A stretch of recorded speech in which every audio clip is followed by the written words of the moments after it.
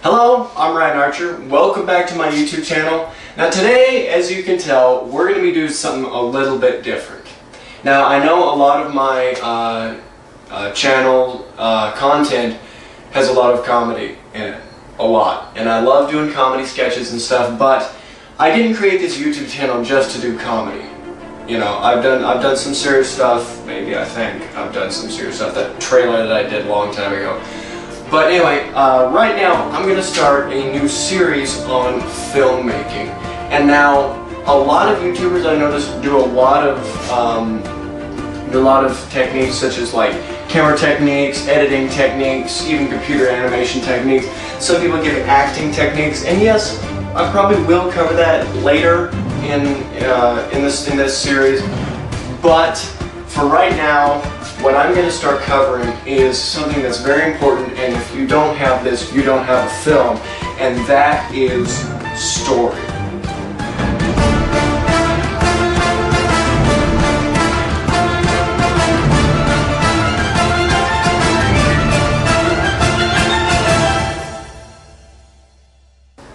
Okay, now, I know what you're thinking, story writing is easy. Let me tell you, it's not. But it's not impossible. So story writing, what is a story? A story has a beginning, a middle, and an end. That's what it is. Plain and simple right there. Most basic, fundamental story right there. Beginning, middle, and an end. Now, once you start getting into your character introductions, you have your structure, what's the film going to be about, or the story going to be about. And mind you, this can apply to anything, not just a film script. You can apply this to a book. Okay, let me get this out of the way before I go on for any further.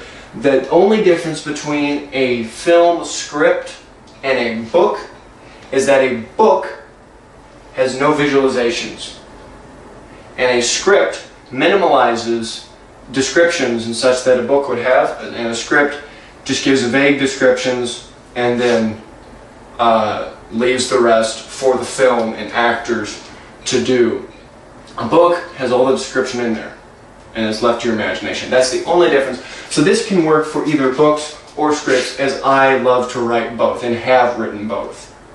So let's delve into part one, an introduction. So an introduction mainly consists of what the film is about, and your character introductions, who your characters are, what kind of, and it gives you the kind of feel of the film.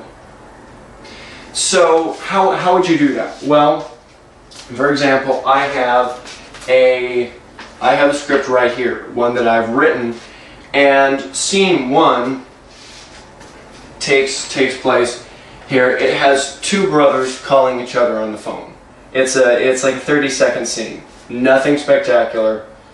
No big extensive sets or anything. Just a phone call. One is in his office, the other is in his office. So that's how it happens. The phone. Pick up the phone. Calls his brother, and it says one of them says Lieutenant Davis, TPD, meaning. It's Lieutenant Davis at Tucson Police Department. So that introduces, okay, one of them is a police lieutenant. He's not wearing a uniform, so he's most likely a detective, which he is in the story. He says, then the other brother says, hey Will, it's Mike. You ready? So you kind of get the feel for it. So one is named Will Davis, and that's for Wilbur, not William. And then it says, hey Will, it's Mike. So the other one is Mike Davis. So right there, boom, 30 seconds, you have character introductions. You introduce the characters right there. Now, they in the next scene, they go hiking. They go hiking, they're out and everything. They start kind of telling about ghost stories and everything. Kind of saying the scene, kind of setting the feel for the film, because this film is called The Legend of the Guardian. It's a ghost story. Now, the scene after, they're talking about Arizona myths and legends of ghosts and stuff. Next scene, they see a ghost. Now, I'm not going to spoil the whole premise of this, but just giving you an idea of what's going on. So, then they see the ghost. There's this ghost scene happening, it's all scary and everything, and boom, you go to the theme song or credits or whatever, and I like to end it right there and have like a screen introduction, screen credits at the beginning for films like this, because it kind of leaves you hanging for the next minute or two. It's like, when can I get through this theme song so we can finally find out what's going on? Or also the theme song helps set the tone for the rest of the film. Okay, and like I said, I'm mainly going to be focusing on film, but this does apply to books as well. So you got your premise, you got your introduction. Okay, you set your characters and you set what the film's about and set the tone of the film. Now you got to get into the middle of it. Now, the middle of a film is probably the most difficult to write out, because usually what happens is that a story starts out, you have an idea for the beginning or the end, or you just have an overall general premise, and it's really, really hard to write the middle section. And the same goes with film series. If you're like doing a trilogy, for instance, the middle chapter is usually the hardest. It really is, because I've done it. It's hard to figure out the beginning to the middle and the end to the middle. And it's hard to find a middle for the middle, if that makes any sense. So, the next thing though, you gotta find out what's happening. So like I said, you set your characters, you set the tone, what the film's gonna be about. Now, we dive into the getting to the end, okay? The big climax. We're getting there now. So what you're going to do after you set your pace and tone for the story, next you're going to say, okay, this is what I usually do, is I sit down and say, okay, what would I do after I saw this? If I was this character, if this was me, what would I do when I am in this situation? Well, if I was a private detective, which the Mike Davis character in here is, if I was a private detective, I'd be like, okay, my brother's in TPD. He has access to stuff that I don't. So next, what I'd do is, okay, well, let's get some research done in that area, see what's going on, because ghosts aren't real. Okay, let's just face it. Some of you may disagree. Okay, but that aside, the characters do not believe that ghosts exist. So for story's sake, they don't. So what they're going to do is that they're going to start investigation. They're detectives, okay? So they start investigations on what's going on. Now, I thought, okay, there has to be some story and structure here instead of just starting an investigation. So what I did is I added a new character. I had the main characters introduced, but suddenly I added in an antagonist. So you got your protagonist, now you have your antagonist, which is usually added later in the film. You don't bring your antagonist slap up against the beginning, because that really doesn't help with the film. Now, some films may start out like that, and that is definitely a very unique way, and I've honestly never tried that before, and I just gave myself a new idea. So maybe I'll try starting with the antagonist and then introduce the protagonist. Maybe that'll switch things up and make a great story sometime. I don't know. But the usual way that stories start out, you have your protagonist, then you introduce your antagonist. So I introduced an antagonist. Most stories don't just have one antagonist. You have several. You have the main one that comes in at the beginning. And what I like to do is usually say, okay, he's a small fish. Like, as you go on, he's the small fish, but his boss is the big fish. And sometimes I like to make the boss suddenly a small fish again. So here's the original antagonist, the boss. Then suddenly I like to bring this bigger boss. So it's almost like a video game where you have your easy little cheesy boss fights at the beginning, and as you gain more experience and level up and all that, until you finally get to the big boss and you can absolutely beat the dog snot out of him because you got all these upgrades and everything. You know, it's similar to that. So for this story about the Guardian, this ghost story, it's what I did is I introduced the antagonist. The scene right after the theme, if you will, the theme song, I introduced the antagonist. So he comes in and says, okay, what were you guys doing out here? Well, first of all, the brothers are like, okay, wait a second, well, how does he know we were out there, number one? Number two, why does he care? You know, it's figuring out. So the antagonist at this point says it was a Pima Indian burial ground, and it's sacred to the Pima Indians. Now, for the record, if anybody watching this is worried about this or anything, this is purely story. I'm not trying to disrespect the Pima Indians in any way. I merely used their title for a premise in this story, so I'm not trying to disrespect anyone whatsoever. So that out of the way, let's continue. So what I did next was that they're like, okay, well, there's a burial ground, so maybe that's why we saw a ghost. So they're starting to maybe entertain the idea that maybe ghosts are real because it's a burial ground. Well, what they do, oh my gosh, I forget. It's been so long since I've looked at this script. Here we go. So what they do is that they start saying, okay, well, maybe it was really ghosts. Now the other brother, Mike, he's like, okay, no. Ghosts aren't real. Check this out, Will. Ghosts are not real. And so next, they have this little conversation and everything, and finally, between themselves, the brothers have a conversation between themselves, and they go out and ask this the antagonist. His name is Mr. Holloway, Kyle Holloway. They go out and say, hey, can I speak to your boss? Like, you know, I need to go to somebody higher up. I need to find out what's going on. And it's like, of course. So the next scene then is just a phone call.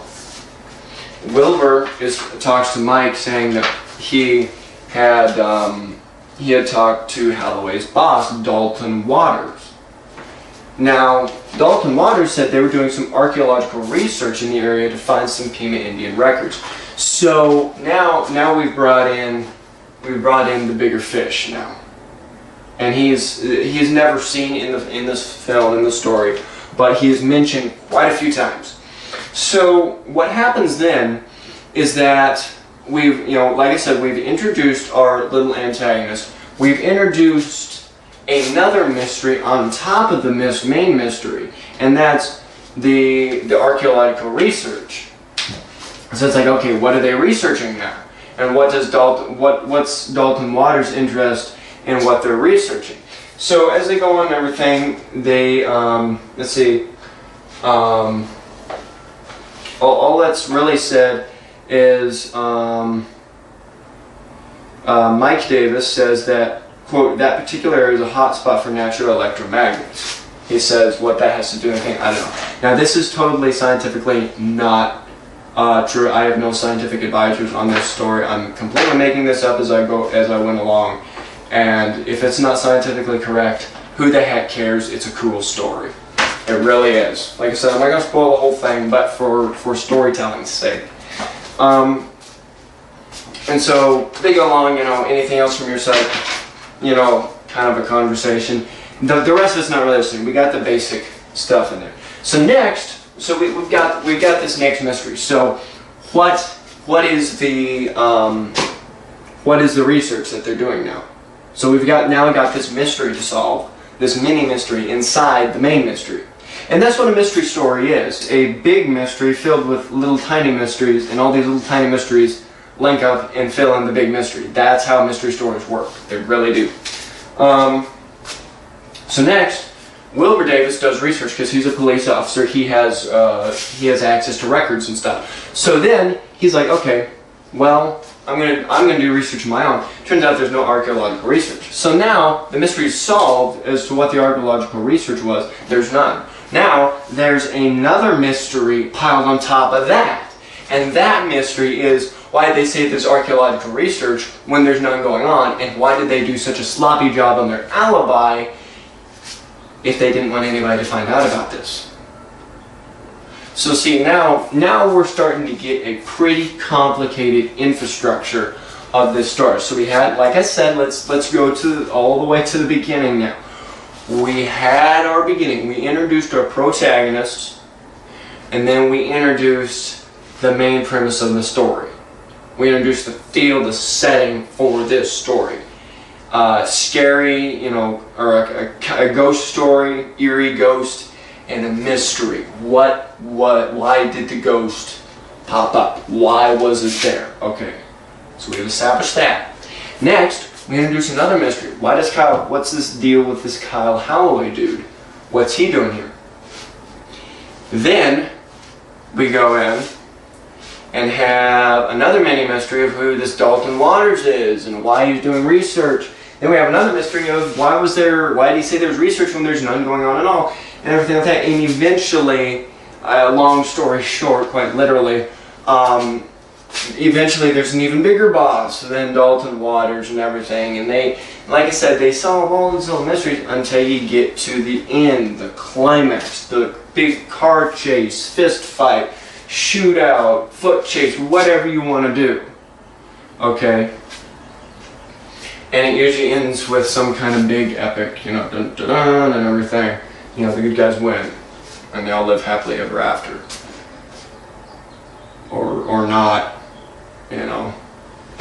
I mean, maybe the whole thing will just stink. I don't know. I'm kidding. Anyway. But that's a middle section, okay? Now, I know this is a little bit confusing. I've taken, how long? I've taken 11 minutes to say all of this. Now, I know for right now, it is really, really confusing. But please, don't be confused just yet. Okay? It is going to sound weird, but don't be confused just yet. Okay. Hang with me. A middle section of a story is simply adding related items to the beginning. So basically, okay, to put it in visualization for you visual people, such as myself, I got some colored stickers here and I got some string. So we're going to do a little bit of an object lesson here, I guess. Okay, so we'll take out a thing of stickers there, and I'll get some string here. Snippety snip. All right. We'll take pink. So right over here we'll have our beginning, and I really hope this all sticks. Next, we introduce our antagonist right here. Usually still towards the beginning of the film. Now, sometimes the introduction takes longer, sometimes it doesn't. Next you have a big, long middle section right to about here. Use orange.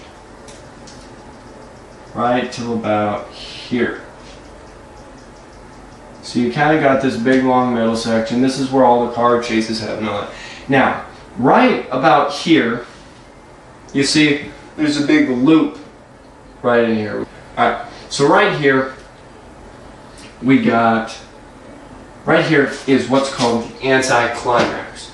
That is when the hero is at the lowest point of his story and all that, or his or her, you know, it's not a guy-girlfriend, you know. That's when he's at the lowest point of his story and everything, but suddenly, something happens, he gets encouraged, or, you know, Captain America gets all beefy, becomes a beefcake, and all that, or whatever happens, although that happened at the beginning of the movie, anyway. You know, anticlimax, then suddenly, you know, like I said, the hero gets this big, you know, gets on steroids or something, I don't know, take your pick. We use yellow again, and we have the climax. So, some climaxes are big, some are small, some are outrageous, and everything. And, you know, finally everything comes down to the, I like to do this, I like to have, you know, the kill, because I do a lot of action adventure stuff, and with, you know, the bad guy gets thoroughly thrashed and gets killed by the good guy. I mean, who wants to see a story that the bad guy doesn't get killed? I mean, come on. Unless you want sequels with the same antagonist. So, we got the kill right here. Just use my fingers for now. Alright, since we're towards the end. We got the kill here. Then we have to resolve everything. Everything has to be resolved. So that's this section right in here. This section. So then you know, and then you have the end. Now sometimes the resolve can be long. Usually I like to keep it pretty short and everything. But this right here, this picture in here is how a film usually works. Or a story in general, book, film, whatever. This is how it works. This is what it looks like. So, yeah. Now, some of you may be thinking, okay, well, he's a young kid, you know, stuff like that. Granted, I am fairly young, but I still have done I've been writing stories since I was about 7 years old. A decade of writing is still a decade of writing, no matter how old you are. So, anyway. So basically, that's how a story works. The endings, like I said, I like to try and keep short. And, I'll save that for a later video. Anyway, that's how a story is structured. And hope you enjoyed this video. Hope it gave you some insight on how things are done with storytelling and stuff like that. And stay tuned. I will definitely have more on storytelling. Like I said, I'm going to be focusing mainly on the film side of stuff, such as script writing. But there's definitely going to be more, you know, in this storytelling area of this series.